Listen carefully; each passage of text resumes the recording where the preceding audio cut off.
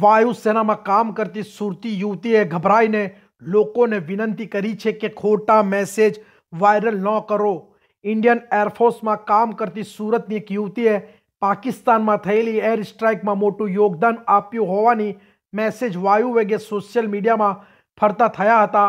આ અફવા વધારે ફેલાવતી અટકાવવા માટે સુરતની આ યુવતીને ફેસબુક ઉપર પોસ્ટ કરીને લોકોને આ મેસેજ વધારે વાયરલ ન કરવા અંગે લોકોને વિનંતી કરવાની ફરજ પડી છે।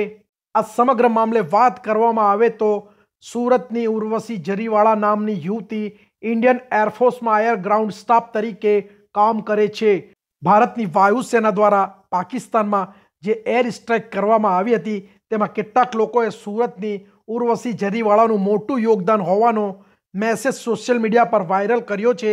આ મેસેજ આખા દેશમાં ફોરવર્ડ થયો હતો, જેના કારણે ઉર્વશી જરીવાળાએ લોકોને વિનંતી કરી છે કે તેઓ આ પ્રકારની ખોટી અફવાઓ ના ફેલાવે।